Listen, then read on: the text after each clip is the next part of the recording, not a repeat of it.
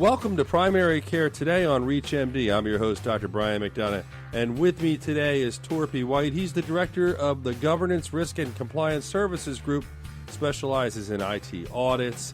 He really does a lot in the idea and the world of compliance and medical care, and he's perfect to have on this show because what I really want to do is talk about some of the things that we as physicians never really worried about, probably cared about before, but they're key issues. One of them being compliance, and the other using electronic technology and staying out of trouble, but also helping your patients. So first of all, Torpey, welcome to the program. Thanks, Brian. I'm happy to be here. My first question, when we hear the term compliance thrown around, and I think we all know a sense of what it is to be compliant, but what exactly is the term compliance from your perspective in your profession and the professional work you do? The compliance field is so wide open, and you're absolutely right. It means a lot of things to a lot of people, but for me, when I'm sitting with someone like yourself and talking about where does that impact you, it's obviously HIPAA is at the top of the list, but then there's other things like in your practice, do you take credit cards? Well, there's compliance issues around taking credit cards, and what do you do with that patient's data once it's in your hands? Even if it's for literally milliseconds, you still could potentially see yourself facing a compliance issue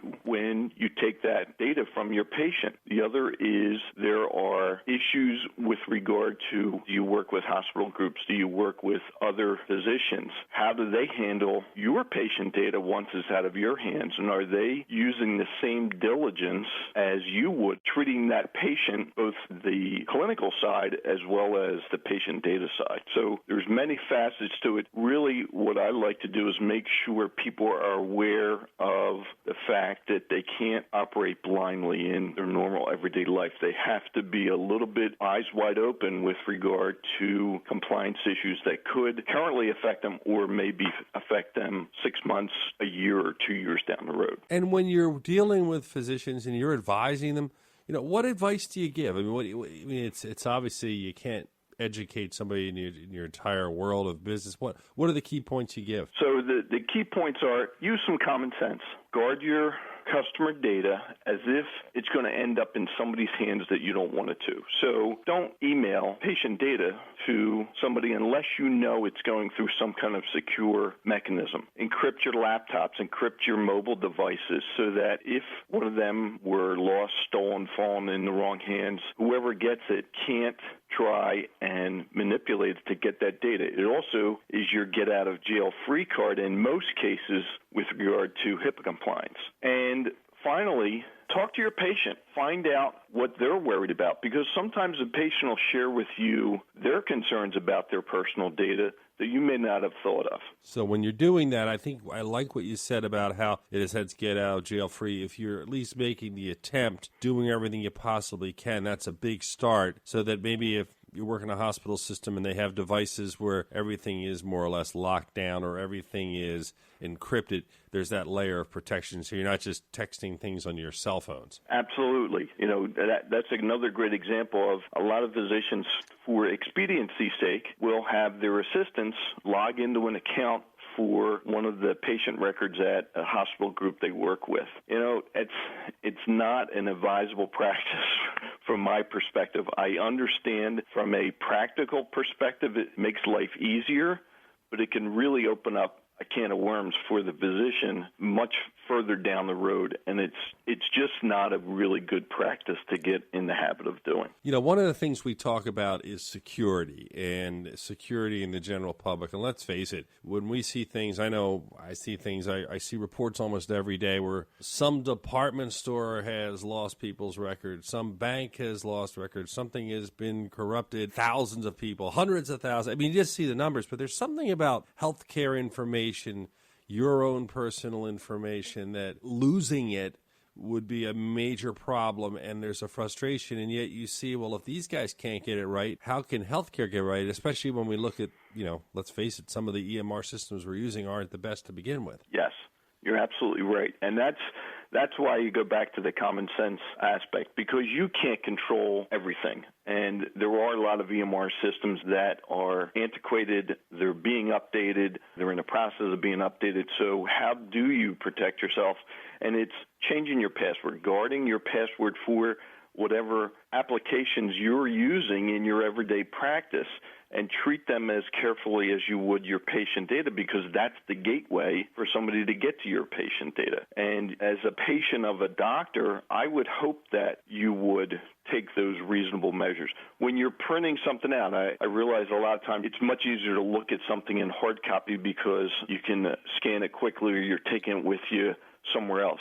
Treat that as if it was an electronic record and be guarded with it. Shred it. Don't leave it in plain sight. Those types of things that really can go a long way towards making sure you're using reasonable measures. Again, back to that somewhat of a trying to help you get out of trouble if you ever found yourself in. If you're using reasonable measures to guard that data, then that's going to help you in any kind of discussion with a regulator. Now, you deal a lot also with data analysis, looking to identify trends, and you work in that aspect. Have you looked at it as far as healthcare? I mean, are we going to be in a position where we can look at data for evidence to impact treatment and care? And have you done work with that, or been working with others who have an interest in that? I have scratched the surface. My prediction there, we hear a lot about big data.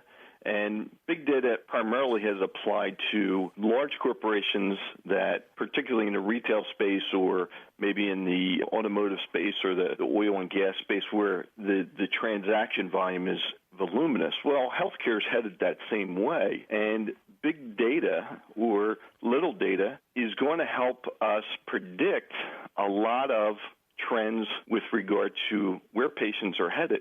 So similar to you looking at a patient's history over the course of 5 years, 10 years, those trends are going to be much easier to look at electronically and with the amount of data we're collecting, so that you can not only help diagnose and cure a patient, you're going to be able to help predict some things that could affect them even 5 or 10 years further in their life, and start to put measures in place to maybe treat or prevent them from getting whatever that ailment is. You're listening to Primary Care Today. If you're just listening, we're on ReachMD. I'm Dr. Brian McDonough, your host. My guest today is Torpey White, and we are talking right now about big data, a lot about physicians and interactions and his work in compliance. What about patients and their expectations? I mean, they obviously are out there, and they're seeing all this data, and they have certain expectations. And obviously, I think we as physicians have lived in the world where we're trying to come up with answers all the time. We're not perfect. But with all this extra data, I think a lot of patients think it should be easier. From your perspective in processing all this stuff, how do you educate patients dealing with physicians as well? Again, from your perspective. Patients, they should ask questions. They should not be shy about asking what's happening to their personal data. Where's it going? What is it being used for? And where's it being stored? I know in a lot of cases they don't read the privacy policy or the HIPAA policy that a physician's office or a hospital group may hand them as they're required to. But in those policies, there are mechanisms that a patient can follow and use to limit the distribution of their personal information. And I would suggest to patients to read that. Take the time to read it. It may seem like gobbledygook, but there are paragraphs that are easy to read and follow if you want to make sure that your data does not get released to a party outside of that physician group or that hospital group. What about patients who might get something that says, oh, your information may have been compromised, sign up for this service, sign up for that service? I mean, I know people who say that either from healthcare or banks or even the government, they've had 2 or 3 of those offers. How serious do you take them? How important is it to do that? Take them very seriously and follow up on every single one. You can't monitor your credit carefully enough, and that's really the window of the world to your life, to somebody that is either going to grant you credit, is going to rate you for insurance, is going to look to see whether you can afford college loans for your kids. There's so many factors that your credit report affects you can't be too careful. So if you have a notice of a breach that may have affected you, absolutely sign up for the credit monitoring if it's offered. Even if it's not offered, go out and get your credit reports right away and look for anything that is unusual or doesn't appear to be an account that you own and start to investigate it. It's unfortunate that the credit bureaus force us to correct data that they may have either picked up by mistake or been reported by mistake, but you have to be diligent. I would recommend at a minimum once a year you look at your credit report. And now a lot of the credit card companies are starting to issue access to your credit score, which also, again, will give you an indication of how the world looks at you. So if you're a patient, again, or a doctor working with your patients, what do you do as far as testing to see if and when your patient's information may be corrupted? In other words, is there a way to tell if something like that has happened and a way for patients to find out if their health information's out there? It's difficult to find out if it's happened nefariously because somebody that wants to get it is going to cover it up. But there are certainly some reasonable steps a physician, a doctor group can take, a hospital can take to determine whether something's happened. Number one is train your employees. Do it at least once a year, if not more often, to make sure that they understand how important it is to treat that data carefully, even from the standpoint of having conversations about it.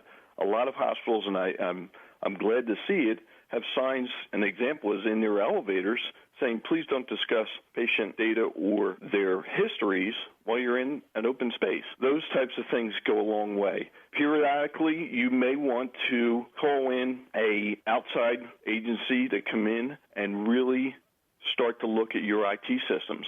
Find out if there are any vulnerabilities. Find out if you have some exposure that you didn't know about. An easy area that I would look in right away is all your employees, who has access to what portions of your applications? Does everybody have access to everything, or is it limited and segregated? It's an easy way to start to put in some preventive measures so that data doesn't get outside your four walls when it shouldn't. Well, I think that's a very important part for a practice to see who has access and who needs access for different things, because clearly that can be a source of problems. Yes, absolutely. I see it very frequently, and the other part of that is terminated employees that did not have their access disabled, and they still have the ability to try to get to that data. Most times they don't, but it's an easy thing to shut down. What about people who may use the data, professionals, to find family information or things like that? There's barriers there that you shouldn't cross too, right? Yes, there is.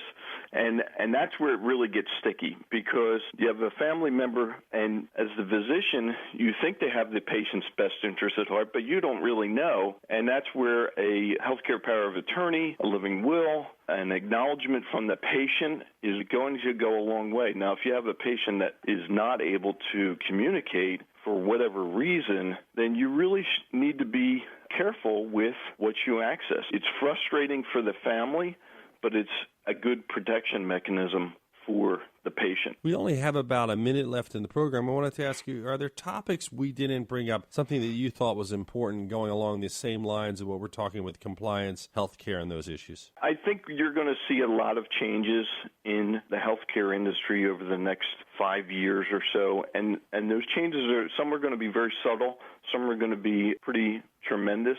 I think where hospital groups and physician groups and physicians' offices can really start to move the meter for themselves is look at their procedures.